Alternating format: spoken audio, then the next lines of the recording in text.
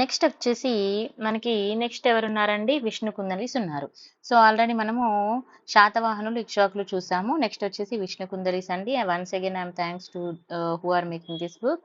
So, Vishnu Kundinas తీసుకుంటే first మరి యొక్క విష్ణు కుందనీస్ యొక్క వంశస్థాపకుడు ఎవరండి? ఇంద్రవర్మ. ఓకేనా?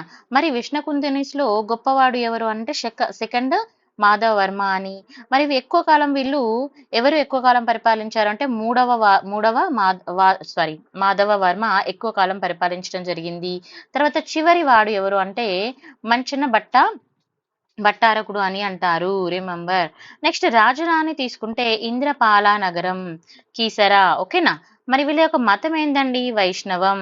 మరి రాజ్య భాషను ఏది ఫాలో అయ్యేవారంటే సంస్కృతం ఫాలో అయ్యేవారు. రాజ లాంఛనం ఏంటంటే పంజా ఎత్తిన సింహం. Remember this. నెక్స్ట్ క్రీస్తు శకం 380లో ఇంద్రవర్మ నల్లగొండలోని ఇంద్రవరంలో ఓకేనా ఇంద్రపురంలో స్వతంత్ర రాజ్యస్థాపన చేసి పరిపాలన అనేది స్థాపించడం జరిగింది. ఈ నల్లగొండలో ఇక్కడ మనకి యాదాద్రి భువనగిరి అనే అది ఏరియా అండి చూసుకోవాలి మనం. తర్వాత చరిత్రకు మరి ఆధారాలు ఏమున్నాయి దీనికి అనంటే తుమ్మలగూడెం శాసనం. ఏమున్నాయండి ఆధారాలు? తుమ్మలగూడెం శాసనం. తర్వాత వాళ్ళ యొక్క జన్మస్థానం ఏంది అంటే వినుకొండ. ఓకేనా? వినుకొండ. ఇక్కడ మళ్ళీ గుర్తుపెట్టుకోండి, జన్మస్థలం కానీ లేకపోతే వాళ్ళ కాస్ట్ కానీ ఇలా వచ్చినప్పుడు డిఫరెంట్ డిబేట్స్ కూడా ఉంటుంది. ఒక్కొక్కరు ఒక్కో ప్లేస్ అని చెప్పడం జరుగుతుంది. సో వినుకొండ తీసుకుంటే కీల్హరన్ శ్రీరామ శర్మ చెప్పడము, తర్వాత అమరాబాద్ అచ్చంపేట అని బిఎన్ శాస్త్రి చెప్పడం జరిగింది.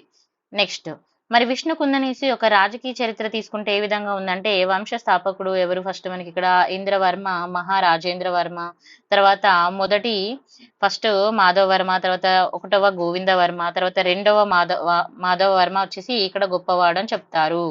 మరి ఇతని టైంలో తీసుకుంటే Devavarma and first Vikramendra Varma. So తర్వాత దేవవర్మ తర్వాత ఎవరు వచ్చారండి? తిన తర్వాత ఇక్కడ 2 parts గా డివైడ్ అవ్వడం జరిగింది. తర్వాత మూడవ మాధవ వర్మ అత్యధిక కాలం అనేది ఉండడం జరిగింది. తర్వాత నెక్స్ట్ వచ్చేసి ఇంద్ర భట్టారక వర్మ, వికటేంద్ర భట్టారక వర్మ, తర్వాత సెకండ్ గోవింద వర్మ, నాలుగవ గోవింద వర్మ, లాస్ట్ కి వచ్చేసి మంచన భట్టారక వర్మ అండి. ఇలా మనం క్రోనాలజీ చూసుకోవాలి. ఎగ్జామ్ లో మనకి ఏంటంటే క్రోనాలజీ అడిగే ఛాన్స్ ఎక్కువ ఉంటుంది. ఓకేనా? నెక్స్ట్ ఇంద్రవర్మ ఆర్ మహేంద్రవర్మ అంటే చూద్దాం. ఆయన వచ్చేసి 380 నుంచి 394 వరకు పరిపాలించడం జరిగింది. మరి ఆయన బిరుదు ఏంటండి? ప్రియపుత్రుడు. Remember this. అయితే ఇంద్రపాలపురం అండ్ నగరం దాని యొక్క రాజధానిగా రాజ్య స్థాపన చేయడం జరిగింది. రాజధానిగా ఏది ఉంది? ఇది కూడా మనం జాగ్రత్తగా చూసుకోవాలి. ఇంద్రపాలపురం. తర్వాత రామతీర్థ శాసనము మన ఇంద్రవర్మ వేయించడం జరిగిందని చెప్తారు. మరి ఇంద్రపాలపురం అనే నగరం ఉంది కదా, సో ఇది వచ్చేసి మనకు ఇంద్రపాలపురం వచ్చేసి రామన్నపేట మండలంలోని ఇంద్రపాలం గుట్ట ప్రాంతం అని చెప్పడం జరుగుతుంది. ఓకేనా? నెక్స్ట్ ఒకటవ మాధవ వర్మ. అతను వచ్చేసి 394 నుంచి 419 వరకు పరిపాలించారండి. మరి ఆయన బిరుదు వచ్చేసి విక్రమ మహేంద్ర. ఓకేనా? పోలమూరు శాసనం ప్రకారం ఏం చెప్తుందండి? విక్రమ మహేంద్ర క్వశ్చన్ అడుగుతారు. ఇక్కడ విక్రమ మహేంద్ర బిరుదు అనేది ఏ శాసనం ప్రకారం అని అడుగుతారు అన్నట్టుగా. సో మనం చూసుకోవాలి. నెక్స్ట్ రాజధాని కీసరా. ఓకేనా? కీసరగా పరిపాలించడము. తర్వాత ఉండవల్లి అండ్ భైరవకోశ, తర్వాత మొఘలు రాజపురంలో గుహలను చెక్కించారని చెప్తారు. తర్వాత వకాటకుల రాజకుమార్తెను వివాహం చేసుకున్నట్టుగా కూడా చెప్పడం జరుగుతుంది. Next Govinda Varma. First Govinda Varma 419 to 456 అండి. ఆయన బిరుదు వచ్చేసి విక్రమాశ్రయుడు. ఓకేనా? షడ్భుజి అని కూడా అంటారు. Remember this. షడ్భుజ. నెక్స్ట్ రాజధాని వచ్చేసి ఇంద్రపాలపురం. నెక్స్ట్ ఇంద్రపాల నగర తామ్ర శాసనం వేయించారు. ఏం శాసనం వేయించారండి? ఇంద్రపాల నగర తామ్ర శాసనం వేయించారు. తెలంగాణలో తొలి సంస్కృతి శాసనం ఇంపార్టెంట్, గుర్తుపెట్టుకోండి. తర్వాత చైతన్యపురి శాసనం తెలంగాణలో తొలి ప్రాకృతి శాసనం. ఈ రెండు ఇంపార్టెంట్. ఓకేనా? నెక్స్ట్ తీరాంధ్ర పాలకుడు మూలరాజు కుమార్తె అయిన ఎవరండి ఆమె? పరమ భట్టారికను తను వివాహం చేసుకున్నారు. అయితే మరి పరమ భట్టారిక తీసుకుంటే బౌద్ధ మత అభిమాని తను. ఓకేనా? ఇంద్రపాలపురంలో బౌద్ధ భిక్షవులు తర్వాత మహావిహారంని తను నిర్మించడం అయితే జరిగింది. సో గోవిందవర్మ ఈ మహావిహారం ఏదైతే నిర్మించారో గోవిందవర్మ ఈ విహారానికి 2 గ్రామాలను దానం చేయడం అయితే జరిగింది. అవేంటంటే ఎంబాదుల అండ్ పెన్కపార అని. ఓకేనా? నెక్స్ట్ ఇరుందేరా. ఇది ఏంటి చూడండి, ఇక్కడ విక్రమేంద్ర భట్టారక వర్మ దానం చేయడం జరిగింది. అంటే మనము ఇక్కడ బౌద్ధ మతము, మనం జైన బౌద్ధ మతాలు తీసుకున్నప్పుడు మనం ఒకటి గుర్తుపెట్టుకోవాలండి. వాళ్ళకి ఈ రాజులు వీళ్ళెవరైతే ఉంటారు కదా! వీళ్ళేంటంటే దానం చేస్తూ ఉంటారు విలేజెస్‌ని. అవేం విలేజెస్ అనేది గూడా మనం కొంచెం జాగ్రత్తగా చూసుకోవాల్సిన అవసరం అయితే ఉంటుంది. గుర్తుపెట్టుకోవాలి. ఓకేనా?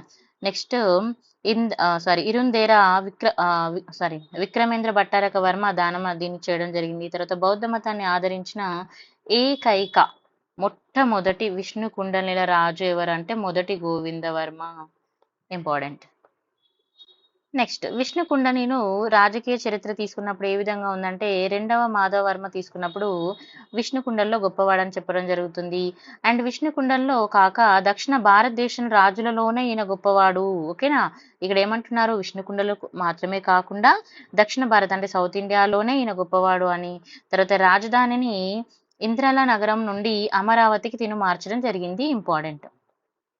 నెక్స్ట్ వకాటక రాజు అండ్ పృథ్వీసేనుడిని, ఎవరండి? వకాటక రాజు అయిన పృథ్వీసేనుడిని ఓడించి అతని కుమార్తె అయిన మహాదేవిని తను వివాహం చేసుకున్నారు. ఓకేనా? నెక్స్ట్ అశ్వమేధ యాగాలు 11, తర్వాత 1000 వచ్చేసి క్రతువులను తను నిర్వహించడం జరిగింది. ఇతని కాలంలో తీసుకుంటే వైదిక మతానికి స్వర్ణయుగం. ఇంపార్టెంట్. దేశంలోనే ప్రథమంగా నరమేధ యాగం, ఓకేనా, నరమేధ యాగము, పురుష మేధ యాగాలు నిర్వహించిన తొలి రాజు. ఓకేనా? పినారక భట్టు అనే బ్రాహ్మణుడిని వధించాడు అని చెప్పడం జరుగుతుంది. తర్వాత పల్లవులు, వకాటవులు, తర్వాత శాలం కాయనులు అండ్ మరాఠులు తూర్పు గంగులను తను ఓడించడము, తర్వాత ఉండవల్లి గుహలపైన పూర్ణ కుంభుని నిర్మించడము తను చేయడం జరిగింది.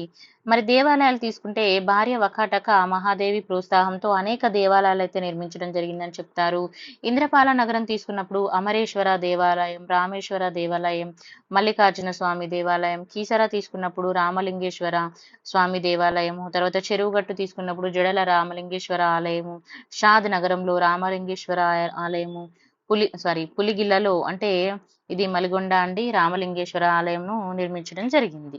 ఓకేనా? నెక్స్ట్ విష్ణు కుండనిల రాజకీయ చరిత్ర ఏ విధంగా ఉందో చూద్దాం. సో మరి ఫస్ట్ విక్రమేంద్ర వర్మ తీసుకున్నప్పుడు ఇతను వచ్చేసి రెండవ మాధవర్మ ఎవరైతే ఉన్నారో మరియు అండ్ వకాటక మహాదేవికి జన్మించిన అతను అన్నట్టుగా. మరి ఇతని కాలంలో తీసుకుంటే వకాటక రాజ్యము విష్ణు కుండలిల రాజ్యంలో విలీనం అయితే అయిపోయింది. ఓకేనా? నెక్స్ట్ మూడవ మాధవర్మ తీసుకుంటే అత్యధిక కాలం 65 years పరిపాలన చేశారు. ఆయన బిరుదులు తీసుకుంటే త్రికుంట మలయాధిపతి, వెరీ వెరీ ఇంపార్టెంట్ ఇది. ఓకేనా? అండ్ హిరణ్య గర్భ ప్రసూతి అని, తర్వాత జనశ్రీయుడు అని తన బిరుదులైతే ఉండడం జరిగిందండి. నెక్స్ట్ ఇంద్ర భట్టారక వర్మ తీసుకుంటే విక్రవేంద్ర వర్మ యొక్క కుమారుడు. ఘటిక ఏంటండి? ఘటిక అనే విద్యా సంస్థను ఏర్పాటు చేసిన మొదటి రాజు. రిమెంబర్. కీసరగుట్ట సమీపంలో మన ఘటికేశ్వరి ఘటిక ఏర్పాటు చేయడం. మీ అందరికీ ఘటికేశ్వరి తెలుసు కదండి.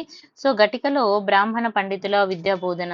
మరి బిరుదు తీసుకుంటే ఇతనికి పరమ బ్రాహ్మణుడు అని. ఇతని కాలంలో ఒకటవ పులకేశి బాదామి చాళుక్యులు రాజ్యాన్ని స్థాపించడము, విష్ణుకుండలు బాదామి చాళుక్యుల మధ్య వైరం అనేది రావడము, ఓకేనా, జరిగింది. నెక్స్ట్ విక్రమేంద్ర భట్టారక వర్మ.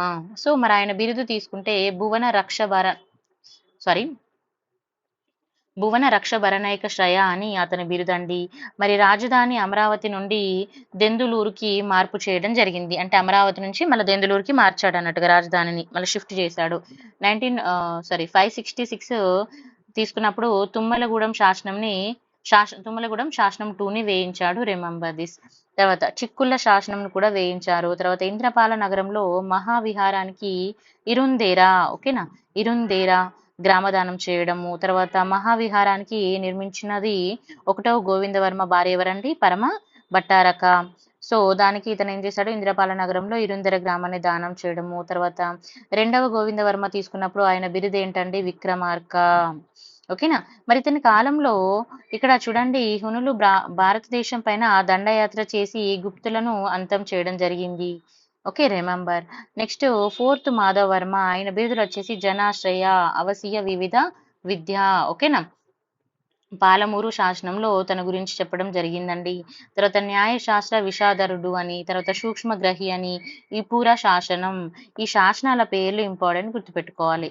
నెక్స్ట్ క్రీస్తు శకం 6వ శతాబ్దంలో దక్షిణ పథాన్ని పరిపాలించిన రాజులందరిలో కూడా ఈయన గొప్పవాడని కూడా చెప్పడం జరుగుతుంది.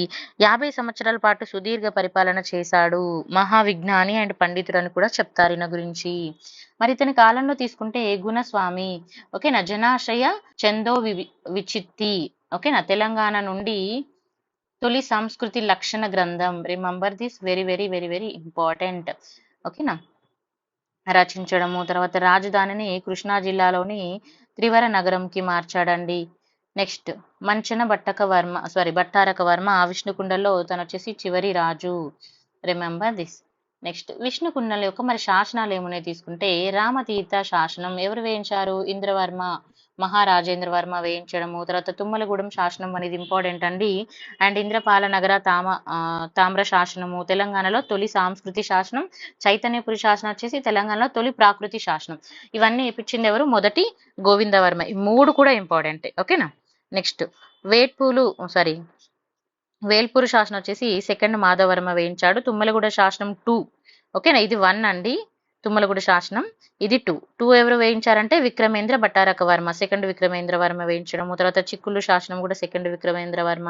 తర్వాత పాలమూరు పొలమూరు శాసనం అని అంటారు. అండ్ ఈపూరు శాసనం వచ్చేసి 4th మాధవర్మ వేయించడం జరిగింది. నెక్స్ట్ మరి విష్ణుకుందనుల యొక్క పరిపాలన అండ్ మతము, వాళ్ళ యొక్క ఆర్థిక వ్యవస్థ ఏ విధంగా ఉన్నాయో తీసుకుంటే పరిపాలన తీసుకుంటే రాజ్యము.